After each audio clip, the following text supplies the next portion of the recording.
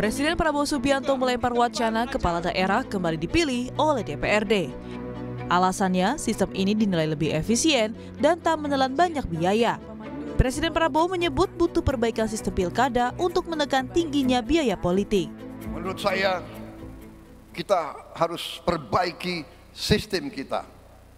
Dan kita tidak boleh malu untuk mengakui bahwa kemungkinan sistem ini terlalu mahal.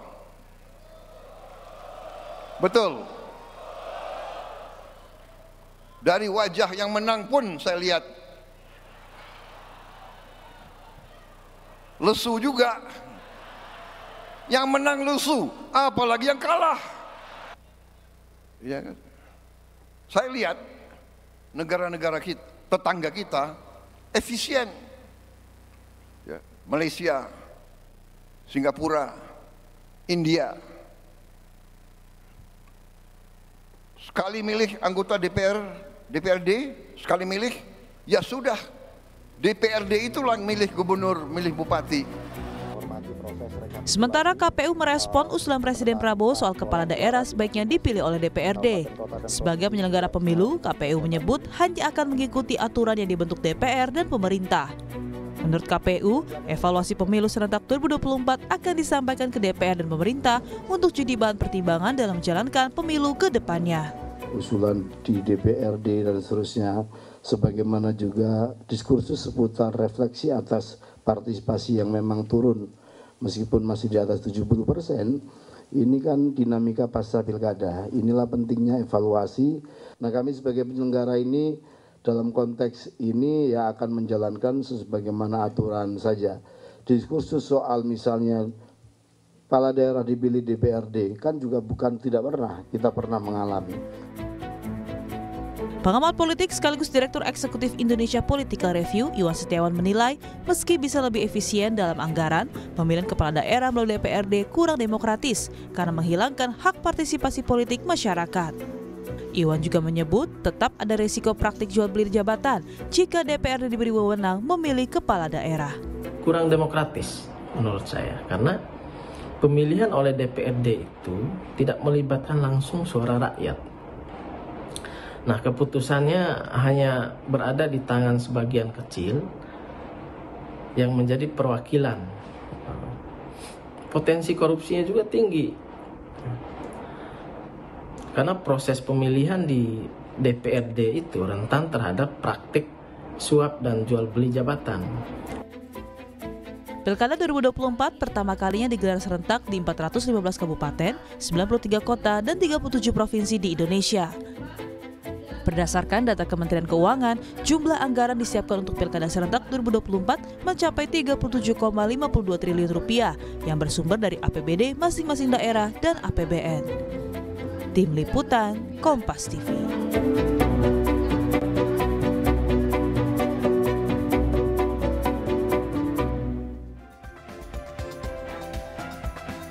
Saudara, wacana perubahan sistem pemilihan kepala daerah dari pemilu langsung ke pemilihan oleh Dewan Perwakilan Rakyat Daerah atau DPRD yang diusulkan Presiden Prabowo Subianto memunculkan beragam tanggapan. Tepatkah wacana ini jika direalisasikan untuk pemilu ke depannya? Akankah bisa menekan mahalnya biaya politik atau justru sebagai bentuk kemunduran demokrasi? Akan kami bahas dengan sejumlah narasumber yang hadir di studio. Ada pakar hukum tata negara Prof. Juanda. Prof. Juanda, selamat pagi. Pagi, Assalamualaikum. Waalaikumsalam, Prof. Dan juga melalui sambungan Zoom bersama kita ada juru bicara Partai Gerindra, Andre Rosiade. Selamat pagi, Bang Andre. Oke, masih menunggu kehadiran Bang Andre melalui sambungan Zoom. Juga Ketua DPP PDIP, Jarod Saiful Hidayat. Selamat pagi, Pak Jarod. Selamat pagi. Assalamualaikum, Pak. Waalaikumsalam. Selamat pagi, Bapak-Bapak. Ini diskusinya terkait polemik Presiden usulkan kepala daerah dipilih oleh DPRD nih, Prof. Tapi sebenarnya pertanyaan pertama langsung harusnya ke Bang Andre. Cuman karena Bang Andre masih belum hadir, saya ke Pak Jarod. Pak Jarod, kalau kata Ketua DPP, rekan Anda, Pak Ganjar Pranowo, ojo ke susu katanya. Jangan terburu-buru, harus ada evaluasi terkait polemik atau usulan ini. Ini sebenarnya ojo ke susu ini, jangan terburu-buru ini, sikap PDIP setuju tapi masih perlu pertimbangan atau menolak sama sekali? Ya, baik. Mario, Prof. Sekarang partai lagi melakukan kajian secara mendalam Ya. terhadap wacana Ya. yang disampaikan oleh Presiden Prabowo Subianto terkait dengan pemilihan kepala daerah melalui DPRD. Kami mempunyai badan yang namanya Badan Riset dan Analisis Kebijakan yang sekarang sudah 1 bulan yang lalu untuk melakukan kajian secara mendalam. Karena memang di dalam melakukan kajian ini kita tidak bisa gerusa-gerusu ya, tidak boleh terburu-buru karena ini menyangkut ya masa depan rakyat di daerah, masa depan bangsa Indonesia ke depan. Kita juga melihat bahwa sistem demokrasi kita itu memang harus kita evaluasi secara menyeluruh. Berbagai macam kelemahan-kelemahan yang kemarin terjadi. Mulai dari pemilu 2024, pileg dan pilpres, dilanjutkan dalam beberapa bulan kemudian, 10 bulan kemudian ada pilkada secara serentak. Dan ini satu proses politik yang sangat mahal, berbiaya yang sangat mahal, membutuhkan waktu, tenaga, dan kemudian juga memunculkan berbagai macam dinamika di lapangan.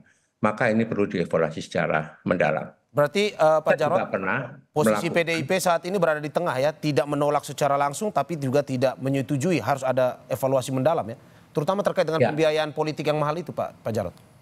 Oh ya, masalah biaya politik yang mahal itu kan sebetulnya Mario itu kan relatif ya. Mahal itu berapa, tidak mahal itu berapa. Ya. Tapi kan bukan itu tujuannya.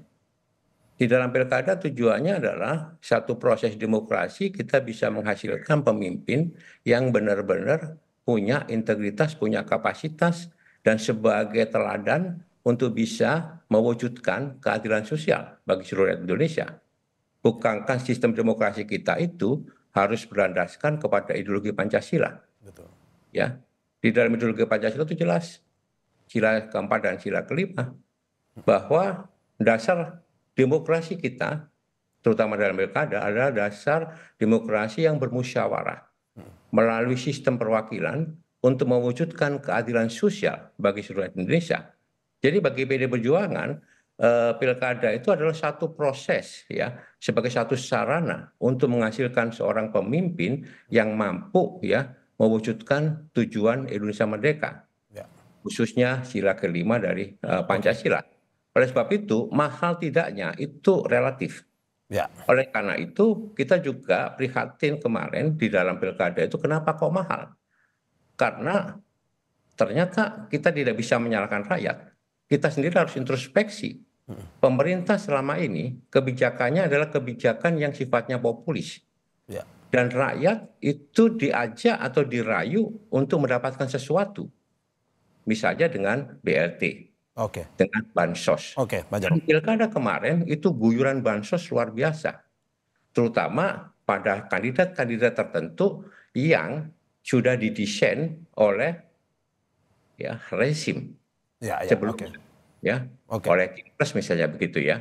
Nah, ini luar biasa. Ini terjadi di Jawa Tengah misalkan, di Sumatera Utara, biayanya betul sangat mahal.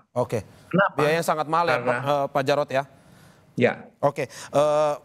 Prof Juanda, ini menarik bahwa PDIP pada akhirnya dari kata Pak Jarod sendiri belum punya sikap yang pasti menolak atau tidak. Tapi sebenarnya kalau dari sisi aturan tata negaranya, melihat bahwa pada akhirnya ini kita kembali ke sistem pilkada sebelumnya pada Orde Baru. Apakah betul ini akan dilakukan seperti itu atau bagaimana, Prof? Ya, sesuai dengan porsi saya. Ya. Pertama, saya mau melihat dan mengingatkan kita kembali bahwa dalam bernegara ini kan ada sebuah aturan main, yaitu konstitusi ya, dan undang-undang, tentu asas-asas penyelenggaraan pemerintahan yang baik. 3 hal itu perlu kita ingat. Nah, dalam konteks konstitusi pasal 2 ayat 1 jelas mengatakan di situ kedaulatan rakyat ya itu dipegang oleh siapa? Oleh rakyat. Berdasarkan apa? Berdasarkan undang-undang dasar. Nah, kalau kita lihat undang-undang dasarnya di dalam pasal 18 jelas sudah mengatur tentang soal bagaimana mekanisme siapa yang berhak misalnya memilih. Tetapi di situ memang secara tersurat, tidak ditulis siapa, apakah DPRD atau rakyat. Oke, terminologi kata demokrasinya tidak bias berarti ya? Gubernur, bupati, wali kota sebagai kepala pemerintahan di daerah kabupaten, provinsi, kabupaten, kota tadi dipilih secara demokratis. Demokratis. Nah, demokrasi di sini ada dua memang secara teoretikal. Pertama adalah bentuknya langsung, yang kedua adalah tidak langsung. Nah, persoalannya ya esensi yang kita ingin bahas, ingin kita ingatkan melalui konstitusi adalah ada kedaulatan rakyat di situ. Jangan lepas, jangan kita mencabut kedaulatan rakyat.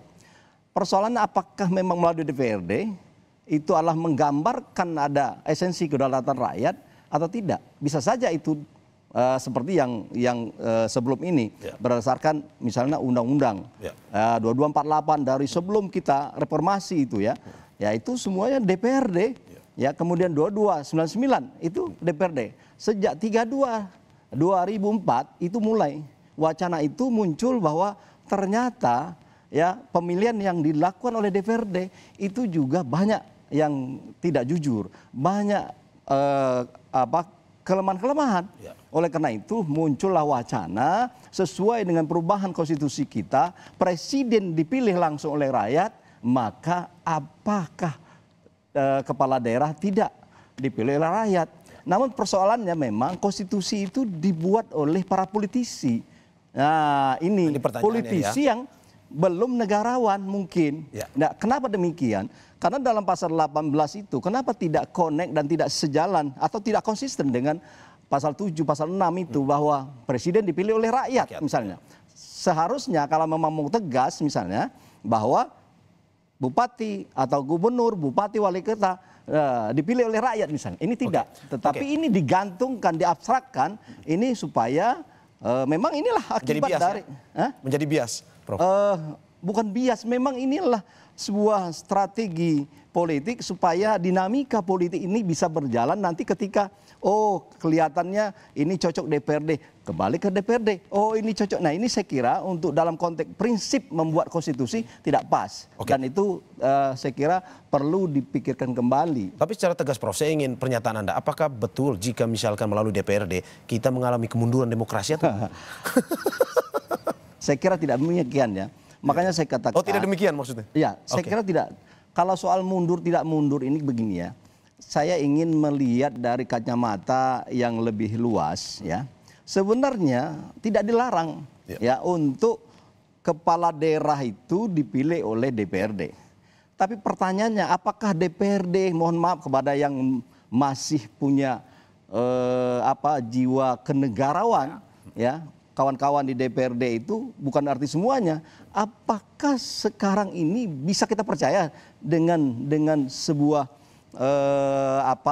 cerminan karakter pola yang ada di DPRD itu bisa dijadikan sebagai refleksi mewakili rakyat nantinya.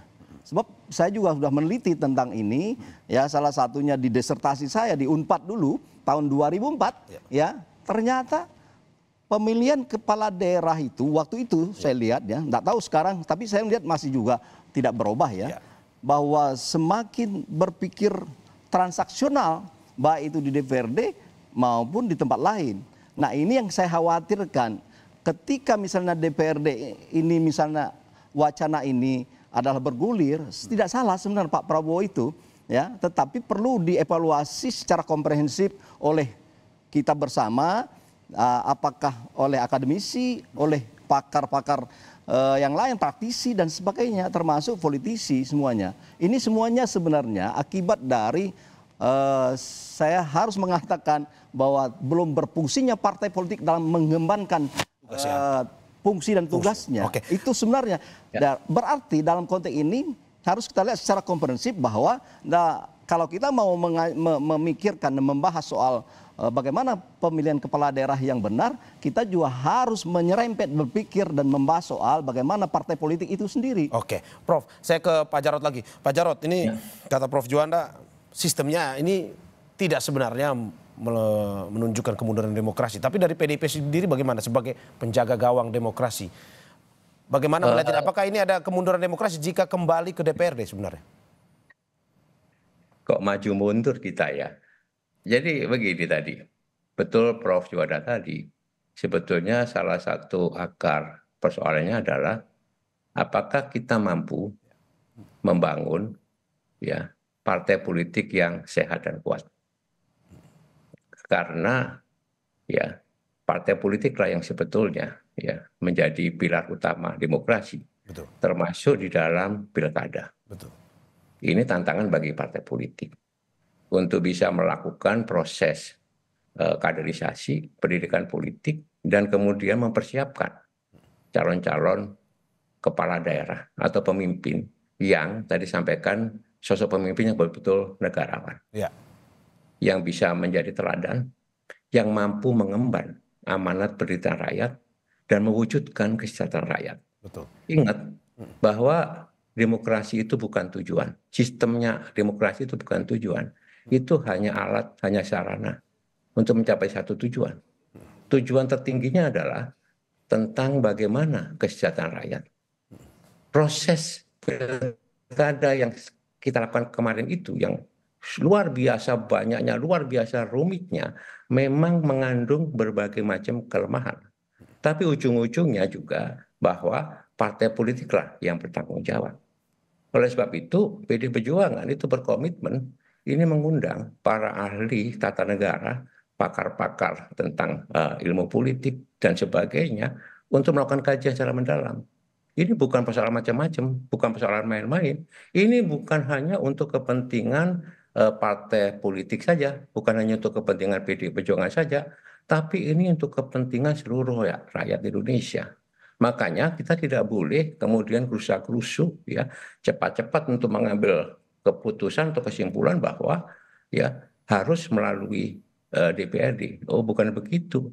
Betul. Kita harus melihat dulu secara betul-betul komprehensif. Oke, Ya, berarti kelemahan. Kenapa? Ya. Karena kita lagi dalam proses pencarian sistem demokrasi yang khas Indonesia, sistem demokrasi Pancasila yang di Indonesia yang paling sesuai dengan kultur dan natur bangsa Indonesia seperti apa.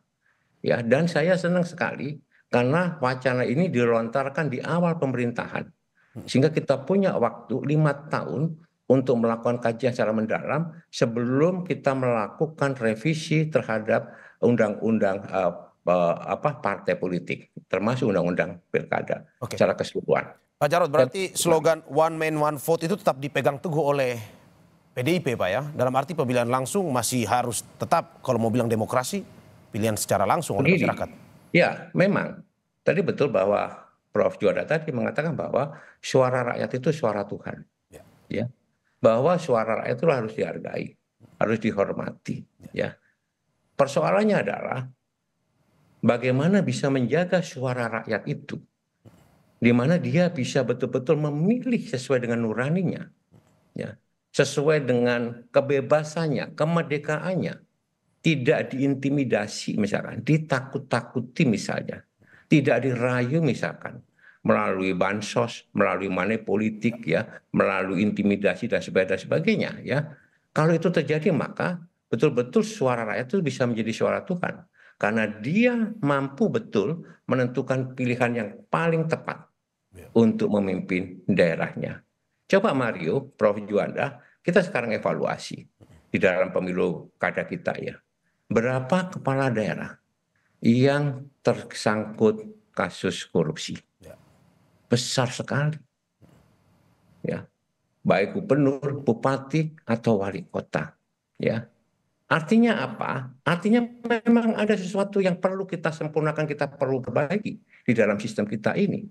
Apakah sistem one man one vote one value itu betul-betul selaras sesuai dengan bahwa suara itu suara Tuhan? Kalau sistem pemilunya, peraturannya itu dirubah-rubah sekehendak rezim, sekehendak siapa yang memerintah. Ini tantangan kita ke depan. Begitu Mario. Oke, Prof, ini saya ke Prof. Juwanda. Prof, ini melihat bahwa ini terus digaungkan one man one vote, tetap menjaga demokrasi, bahwa dengan pemilihan langsung kepada masyarakat ya masih lebih baik, tapi memang tidak perlu terburu-buru, perlu ada evaluasi.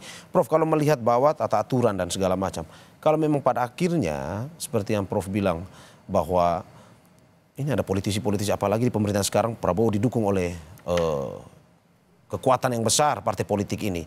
Bisa memunculkan oligarki pada akhirnya, melihat kalau misalkan pada akhirnya dipilih oleh DPRD. Ya saya kira begini ya, kita lepaskan soal oligarki dengan soal wacana ini ya. Oke. Yang jelas menurut saya wacana ini bagus. Apakah itu sebagai warning untuk mengevaluasi ya sistem pemilu langsung dengan berbagai instrumen-instrumen, tentu perangkat hukumnya dievaluasi kembali dalam konteks misalnya penguatan penguasaan atau supaya efisiensi dari segi anggaran. Saya setuju itu ya apa yang diwacanakan, tetapi dengan catatan tidak mencabut prinsip kedaulatan rakyat, dan itu bukan saya yang bicara secara pribadi, tetapi itu kan konstitusi yang ngomong. Ya, pasal 2 ayat 1. Kita harus ingat itu. Siapa yang membuat konstitusi itu? Ya MPR. Nah, MPR itu adalah sebagai yang mewakili rakyat ya dalam konteks merumuskan konstitusi kita. Nah, apakah kita itu mau melanggar prinsip itu misalnya? Oleh karena itu, menurut saya dengan wacana ini mari kita evaluasi secara komprehensif, mengajak para pakar, praktisi, termasuk melibatkan rakyat, termasuk melibatkan para DPD tentunya, DPD sebagai wakil ya dari daerah-daerah. Ini jangan sampai kita lupa DPD ini. Nah, oleh karena itu saya kira nanti ketika ini misalnya sudah memang mengkerucut untuk mengambil keputusan misalnya, itu walaupun memang panjang dan berliku ya, tapi ini mekanisme harus kita lakukan, tidak hanya berdasarkan ya pikiran dan kepentingan partai politik saja. Saya ingatkan ini yang berdaulat ini rakyat, ikut sertakan ya rakyat. Bagaimana mengikut serta rakyat?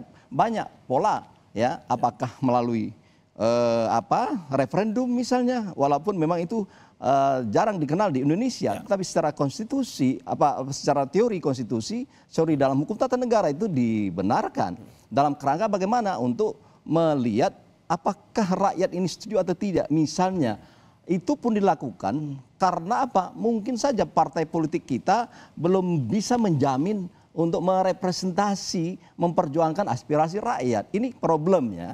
Kalau ini misalnya para partai politik itu sudah apa yang diinginkan rakyat dia ambil, dia agregasi misalnya ke dalam sebuah sistem politik, infrastruktur politik misalnya, maka itu saya kira tidak perlu referendum. Tetapi kalau itu belum, saya kira memang menurut saya perlu kita ingatkan bahwa boleh wacana itu dan sah wacana itu dilontarkan, tetapi mohon kajian secara komprehensif ya, kajian secara menyeluruh dalam konteks bagaimana kedaulatan rakyat kita.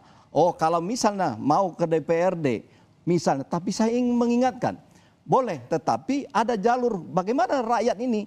Nah, makanya saya berpikir agak sedikit jalan tengah. Misalnya seandainya para politisi kita ingin ke DPRD benar, tidak terbendung karena mereka yang membuat undang-undang, kita tidak mampu untuk mencegah nanti. Paling-paling di Mahkamah Konstitusi kita akan lakukan koreksi toh. Nah, makanya mungkin sekali lagi fungsi partai politik diberikan untuk dalam rangka menyerap aspirasi rakyat, bagaimana di daerah katakanlah gitu mekanismenya. Nah, dari ini rakyat itu memunculkan misalnya calon-calon kepala daerah yang yang terbaik, kredibel lah.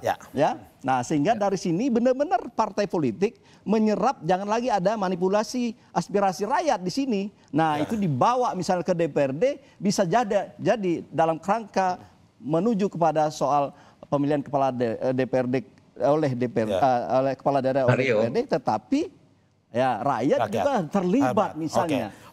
Itu saya kira. Oke, Prof. Ini saya Pak Jarod terkait dengan benarkah sebenarnya pertanyaan ke Prof Juanda tadi, apakah betul ini merupakan sebuah solusi bagi pilkada yang mahal, ataukah sebenarnya terkait dengan oligarki? Tapi sebelum Pak Jarod menjawab, kita saksikan jeda yang akan lewat berikut.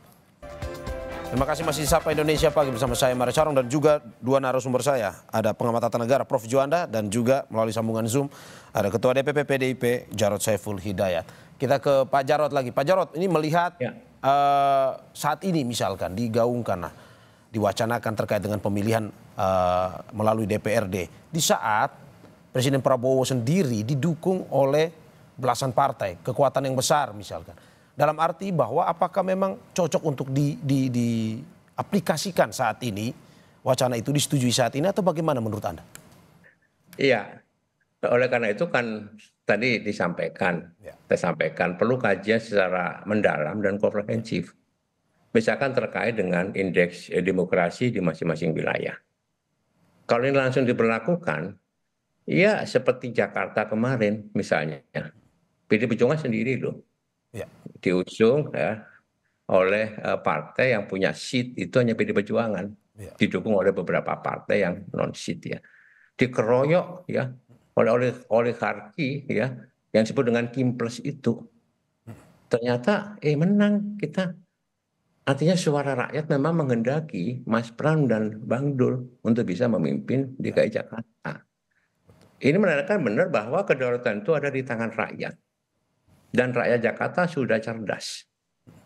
Rakyat Jakarta sudah tidak bisa diintimidasi, ya, tidak bisa ditakut-takutin, gitu ya. Penyelenggara juga begitu karena pengawasannya juga sangat ketat di Jakarta. Jakarta berarti kalau menurut hemat saya indeks demokrasinya tinggi. Ini perlu tetap ya dipilih melalui kedaulatan rakyat. Berarti kalau PDIP merasa daerah-daerah yang mungkin masih belum sih. Pak Jarod, PDIP merasa lebih dikeroyok lagi dong kalau misalkan pilkada dari DPRD. Oh iya, kalau misalkan ini melalui DPRD gitu ya, ini bisa PDI Perjuangan gitu yang selama ini ya pasti dikeroyok. Kenapa? Ya, karena kita tetap ketika ya menentukan pilihan ya mengajukan pilihan, mengajukan calon itu melalui proses yang sangat ketat. Dan mengacu kepada ideologi partai gitu ya. Jadi kita sadar kok bahwa tapi kita selama ya berjuang untuk ya mewujudkan keadilan sosial dan untuk menegakkan kebenaran, PDI Perjuangan tidak pernah takut karena rakyat juga punya hati, rakyat juga punya nurani, rakyat juga punya satu wisdom ya bisa menentukan siapa yang baik dan siapa yang kurang baik. Oleh sebab itu ya sekali lagi wacana ini perlu betul-betul dilakukan kajian secara mendalam. Itu yang pertama. Yang kedua, Mario, Badan Pengkajian MPR itu ada Prof. Juanda ya. Periode yang lalu itu juga melakukan kajian secara mendalam tentang penguatan pelaksanaan sistem demokrasi Pancasila, termasuk juga mengevaluasi pelaksanaan pemilu kada. Oleh sebab itu kita harus teruskan dan kita masih punya waktu yang sangat panjang di DPR untuk melakukan penyempurnaan terhadap pelaksanaan demokrasi kita. Gitu Mario. Oke, ini barusan terhubung dengan kita anggota Dewan Pembina Perludem Titi Anggraini. Selamat pagi Mbak Titi. Selamat pagi Mas Mario, Prof. Juanda. Dan Pak Jarod. Selamat pagi. Ini diskusinya sudah hangat dari tadi. Ini kita langsung saja Mbak Titi. Mbak Titi melihat wacana pemilu atau pilkada daerah dipilih oleh DPRD. Menurut Anda ini kemunduran demokrasi atau tidak sebenarnya? Iya, ini sebenarnya kan wacana lama ya Mas Mario ya, yang selalu muncul ketika menjelang pergantian kekuasaan atau terjadinya pergantian kekuasaan. Jadi terlihat kecenderungan kalau kekuasaannya baru, ada upaya untuk mengganti sistem pemilihan langsung dengan sistem tidak langsung. Itu kan pernah terjadi di 2014 ya, dan implikasi politiknya sangat besar pada waktu itu. Protes warga dan juga penolakan secara massal oleh masyarakat. Sampai akhirnya terbit Perpu nomor 1 tahun 2014 dan menjadi Undang-Undang nomor 1 tahun 2015. Mestinya kita semua belajar ya, masyarakat itu sensitif kalau berkaitan dengan mengambil yang menjadi hak mereka, terutama terkait dengan memilih pemimpin. RUU Pilkada yang ramai pada tanggal 21 Agustus dan kemudian 22 Agustus batal diparipurnakan, itu kan juga berkaitan dengan hak, bagaimana mendapatkan alternatif pilihan yang lebih beragam. Jadi saya kira terlepas dari kemudian pemilihan oleh DPRD dipandang sebagai opsi yang juga demokratis, tetapi situasinya adalah masyarakat sudah menunjukkan banyak sekali sikapnya tentang mereka ingin mengakses pemilihan secara langsung dalam penyelenggaraan pilkada, baik pada peristiwa di 2014 ataupun ketika hendak dilakukan revisi Undang-Undang Pilkada pada 21-22 Agustus 2024. Itu yang pertama. Yang kedua, dinamika ketatanegaraan kita sesungguhnya sudah menuju pada taraf untuk memperbaiki dan memperkuat konsolidasi demokrasi. Ada putusan Mahkamah Konstitusi nomor 85 tahun 2022 ya, putusan yang terakhir di mana Mahkamah Konstitusi mengatakan bahwa pilkada adalah pemilu. Oleh karena itu yang perlu dilakukan bagaimana menyelenggarakan pilkada sesuai dengan asas luber, jurdil, dan juga diselenggarakan oleh penyelenggara pemilu yaitu KPU, Bawaslu, DKPP. Dan di sana Mahkamah Konstitusi melalui putusan 85 tahun 2022 itu menekankan tentang bagaimana kita menata agar pemilihan langsung ini betul-betul mengarah kepada demokrasi substansial. Dan itu pun kemudian ditegaskan oleh rencana pembangunan jangka panjang nasional tahun 2025-2045, yaitu yang terdapat di dalam Undang-Undang nomor 59 tahun 2024 dengan upaya melakukan kodifikasi pengaturan, yaitu pengaturan undang-undang mengenai pemilu dan undang-undang mengenai pilkada dalam satu naskah undang-undang. Jadi sebenarnya arah kebijakan bernegara kita sudah jelas begitu. Jadi tarik ulur soal pemilihan langsung atau tidak langsung lebih menggambarkan selera elit, dan itu pun kecenderungannya ketika sudah berkuasa ingin kemudian membuatnya menjadi lebih eksklusif hanya di antara para elit saja, dan itu saya kira risiko politiknya justru akan lebih besar ketimbang semangat efisiensi yang didorong. Tapi beda alasan dengan tahun 2014. Di tahun ini kan lebih ke soal efisiensi anggaran, bahwa anggarannya bisa dialihkan untuk sesuatu yang lebih berguna demi kepentingan masyarakat banyak. Ini menurut Anda sesuatu yang lebih bisa diterima masyarakat sehingga tidak sensitif lagi atau gimana? Ya, kalau soal alasan efisiensi anggaran sih banyak yang bisa dilakukan ya. Misalnya menyederhanakan jumlah kementerian. Jadi ini agak kontradiktif gitu. Untuk urusan elit bagi-bagi kursi, kementeriannya dibikin banyak, 100 posisi lebih untuk para elit baik sebagai menteri ataupun wakil menteri. Tapi giliran mewadahi hak rakyat kok isunya jadi efisiensi begitu. Bayangin loh Mas Mario, untuk kementerian-kementerian baru itu soal nomenklatur dan penataan struktur organisasi saja setidaknya butuh 2 tahun sebagai penyesuaian anggaran. Belum lagi fasilitasi protokolernya dan lain sebagainya. Jadi kita ini agak pelit kalau sudah urusan rakyat, tetapi kemudian begitu bermurah hati kalau sudah urusan elit ya. Nah ini menjadi sesuatu catatan yang penting kita garis bawahi. Yang kedua adalah begini. Kalau kemudian pemilihannya oleh elit, bisa jadi mekanisme pemilihannya lebih murah, walaupun tidak menjamin tidak ada politik uang. Ingat loh, kenapa Bu Mega menerbitkan Undang-Undang 32 2004 tentang pemerintahan daerah yang mengintrodusir pemilihan langsung pertama kali ya, yang dilaksanakan kemudian 2005. Alasannya sama persis, karena ada politik uang dan juga sandera politik di dalam pemilihan oleh DPRD. Makanya ada DPRD yang disandera, dikurung oleh rakyat, dikepung oleh rakyat. Jadi ekses politiknya malah mahal. Karena kenapa? Karena kemudian ada distrust begitu ya antara keputusan elit dengan apa yang menjadi aspirasi masyarakat. Dan ujung-ujungnya harus keluar lagi uang untuk menangani ekses-ekses yang kemudian tidak dikehendaki tersebut. Jadi valuasi ekonominya jangan hanya dilihat dengan memfasilitasi hak rakyat, yang itu kedaulatan berada di tangan rakyat. Itu tidak boleh lupa. Kekuasaan itu bukan jatuh dari langit, bukan hadiah. Tetapi diberikan karena adanya kontrak sosial, mandat dari rakyat. Itu yang juga harus dipahami ya, dan suara rakyat juga harus didengar, Mas Mario. Prof, ini melihat bahwa katanya pemilihan lewat DPRD ya juga sama saja. Politik uang pun terjadi, transaksi politik uang pun terjadi. Dari pengamatan Anda seperti itu? Ya benar. Ya. Saya kira tepat itu. Makanya dalam konteks demokrasi ini ya bukan masalah DPRD atau tidak DPRD rakyat ya. Nah, esensi dari bahasanya Mbak Titi kan demokrasi substansial. Saya dengar di mana-mana beliau itu mencanangkan itu. Saya setuju itu, bahwa yang kita inginkan sebenarnya saya tidak alergi dengan ada wacana ke DPRD, asal tadi saya kutip ya Mbak Titi ya, asal demokrasi substansialnya terpenuhi gitu loh. Nah, caranya bagaimana? Nah, caranya tentu tetap melibatkan rakyat. Mekanisme pelibatan rakyat dalam konteks untuk pemilihan kepala daerah tetap dilakukan. Kalaupun ini nanti tidak terbendung karena ini persoalan dorongan politik dan kepentingan elit politik sehingga regulasinya berubah menjadi DPRD, saya selalu mengingatkan dan kita ingat kepada soal konstitusi. Sebagaimana yang saya sebutkan tadi kan. Betul. Nah, oleh karena itu soal efisiensi oke, tetapi jangan melanggar prinsip kedaulatan rakyat. Yang kedua, ya, apakah menjamin misalnya DPRD ini yang sekarang sudah mencerminkan persoalan aspirasi rakyat nanti diagregasi oleh DPRD misalnya. Nah, saya melihat belum itu. Kalau belum, ya bagaimana caranya? Kalau mau ke DPRD, apakah menjamin bahwa itu tidak ada politik uang sebagaimana transaksi segala macam itu?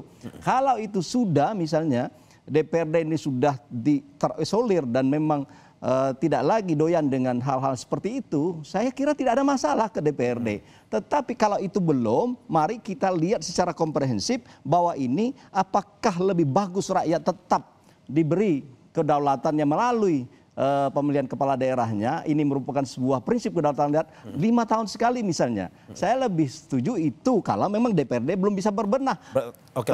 Atau DPRD belum bisa menjamin dirinya adalah mewakili rakyat. Nah, itu saya kira berarti ini bukan soal masalah sistem, tapi perilaku-perilaku yang mencederai, perilaku koruptif yang sebenarnya harus di DPRD juga terjadi itu. Ya, boleh dicek, kita teliti. Ya, kita tidak menjat ya, tapi kita misalnya melalui riset dan segala macam. Saya ya di 2004 sudah meneliti itu, ya. Disertasi saya melihat itu. Kecenderungan dan potensi untuk transaksional di DPRD itu ada. Oke, saya ke Pak Jarod. Pak Jarod, ini melihat bagaimana pada akhirnya wacana ini diusulkan. Dari PDIP sendiri, saya kemarin melihat ada bahwa PDIP sendiri mengusulkan ada wacana, oke, ini boleh pilkada langsung, tapi ada juga pilkada tidak langsung, asimetris. Ini menggabungkan dua sistem ini. Seperti apa itu Pak Jarod? Kalau yang bisa dijelaskan pada kita. Iya, makanya saya sampaikan tadi kita butuh satu kajian secara mendalam ya. Di dalam pilkada itu bukan persoalan itu mahal atau tidak mahal, karena mahal atau tidak mahal itu relatif begitu ya, sangat relatif. Sekarang pun tadi Mbak Titi mengatakan bahwa pemerintahan boros banget dengan kabinet yang gemuk sekali itu ya, itu mahal banget, ini pemerintahan yang mahal, membebani APBN. Jadi janganlah kemudian hanya diukur dari situ, tapi mari kita ukur apakah proses pilkada kita ini, proses demokrasi kita ini itu bisa mampu menghasilkan pemimpin yang betul-betul baik. Pemimpin yang benar-benar mampu memajukan daerahnya, membangun kemandirian daerahnya, kedaulatan daerahnya, membangun kepribadian daerahnya, itu ya. Jadi oleh sebab itu ada misalnya ya wacana bagaimana kalau pemilu kada itu ya kita evaluasi ada pemilu kada yang asimetris. Misalnya asimetris. Ada daerah-daerah yang mungkin masih belum siap misalkan untuk pemilihan daerah secara pemilihan kepala daerah secara langsung. Misalkan daerah-daerah otonomi baru. Dua yang sangat luas kemudian pelosok-pelosok begitu ya. Kemudian pulau-pulau kecil dan sebagainya misalnya. Inilah kita perlu ada satu penelitian secara mendalam. Bagaimana dengan indeks demokrasi satu wilayah? Kerawanan misalnya. Oleh sebab itu, potensi-potensi peluang-peluang seperti ini perlu ya kita duduk bersama di antara stakeholders ini. Dan jangan hanya ini kemauan dari elit. Nggak bisa, ini adalah kemauan rakyat Indonesia, kemauan kita semua, kemauan bangsa Indonesia yang ingin ya memproduksi atau menghasilkan, memilih, menseleksi pemimpin yang betul-betul bisa jadi teladan. Bisa menjadi pemimpin teladan yang bersih, yang bebas dari kolusi, korupsi dan nepotisme, sehingga mampu benar dia ya bonding dengan rakyat di daerahnya untuk bisa memajukan daerah. Dan kami tidak sombong ini Mas Mario ya. Kebanyakan kepala daerah yang bagus-bagus itu berasal dari PDI Perjuangan. Wah. Mohon maaf, coba dilihat aja. Ya kan, sebagai berasal dari PDI Perjuangan karena apa? Kita konsisten untuk mendidik ini, menggembleng ini. Ya. Oke Pak Jarod. Saya ke Mbak Titi. Mbak Titi, ini dengan usulan terkait dengan pilkada asimetris dari Pak Jarod mengatakan bahwa ini ada usulan baru karena ini dikit-dikit kelebihan anggaran kita pindah ke sistem yang lain. Ini tapi ada sebuah perilaku koruptif kita pindah ke sistem yang lain. Nah, ini ada usulan baru asimetris. Ini tanggapannya seperti apa? Iya, Mas Mario, Pak Jarod dan Prof Juwanda, pilkada asimetris itu sudah kita praktikkan sebenarnya di Jakarta dengan 50% plus 1, di Aceh dengan partai politik lokalnya, lalu juga di Yogyakarta tidak ada pemilihan gubernur. Dan di Papua ya, bahwa calon gubernur dan wakil gubernur Papua harus orang asli Papua. Jadi peluang itu dibuka oleh pasal 18B Undang-Undang Dasar kita. Tetapi harus diingat, pilkada asimetris karena dia melakukan diskriminasi terhadap hak pilih warga, ada yang memilih langsung, ada yang tidak langsung, atau kekhususan yang sifatnya istimewa ataupun khusus untuk suatu daerah, dia harus diatur dengan undang-undang khusus. Jadi undang-undang di Jakarta itu kan ada undang-undang nomor 2 tahun 2024. Di Aceh ada undang-undang nomor 11 tahun 2006.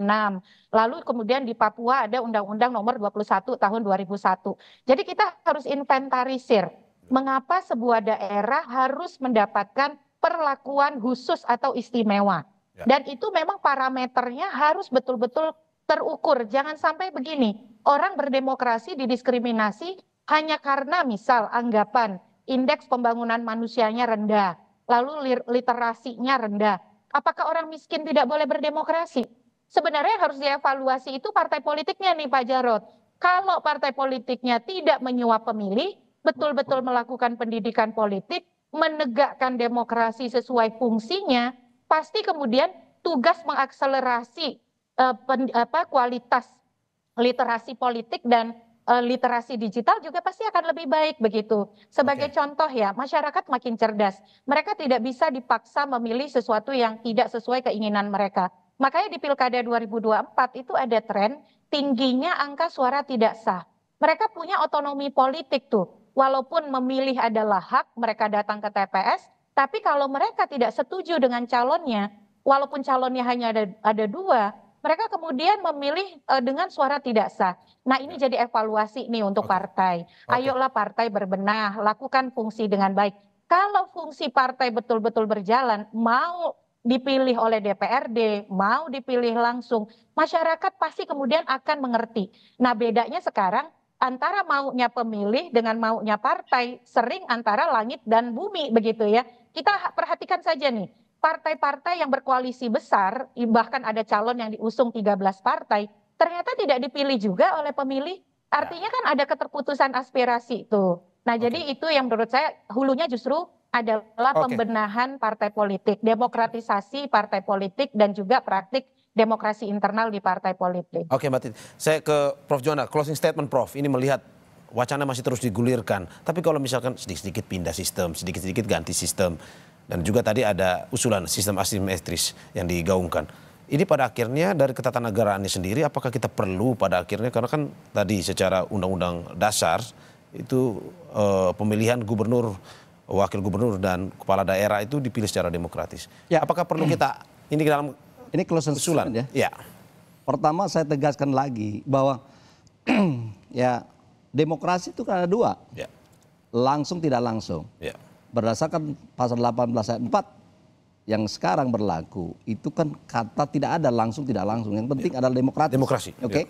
Nah artinya itu DPRD melalui pemilihan DPRD itu sah. Rakyat itu sah. Prinsip kedaulatan rakyat itu terwakili. Nah pertanyaannya, apakah DPRD, wacana ini ke DPRD, apakah memang adalah mewakili rakyat, aspirasi rakyat, sebagaimana yang sebelumnya Mbak Titi sudah saya sampaikan juga soal berbenahnya fungsi partai politik misalnya. Nah oleh karena itu ini semua harus kita evaluasi, kaji ulang secara mendasar. Nah oleh karena itu saya kira yang penting adalah bagaimana ini akan supaya tadi terjawab pertanyaannya. saya kira konstitusi itu coba MPR tegas saja bahwa misalnya bahwa pemilihan kepala daerah langsung sama dengan pemilihan presiden, ya. satu, atau DPRD selesai, tidak ada nanti wacana soal kepentingan elit segala macam, tetapi dengan perubahan yang begitu mendasar soal pengawasan, soal perangkat hukum yang lain, soal efisiensi anggaran, soal bagaimana kepala daerah, bagaimana fungsi partai politik untuk mencalonkan calonnya, orang-orang yang bersih, orang-orang yang memang tahu soal rakyatnya, kepentingan rakyat, dan sebenarnya perlu Tapi kan nanti kalau misalkan sudah tidak setuju sistem ini nanti ganti lagi, Prof. Makanya konstitusi. Ya. Nah, tinggal masalahnya saya tidak yakin MPR itu mau merubah pasal 18 itu dengan tegas, misalnya kepala daerah, misalnya DPRD. Maunya begitu mungkin, tapi kalau untuk rakyat tidak. Saya kira adalah semua ini masih sah secara konstitusional, tetapi untuk supaya tidak mencederai kedaulatan rakyat perlu kita kaji nanti secara mendasar dan secara komprehensif. Terima kasih pengamat tata negara Prof. Juanda atas apa yang disampaikan. Begitu juga yang tersambung dengan Zoom bersama kita ada Ketua DPP PDIP Jarod Saiful Hidayat dan juga anggota Dewan Pembina Perludem Titi Anggraini. Terima kasih Bapak Ibu atas waktunya pada diskusi hari ini. Sehat-sehat selalu.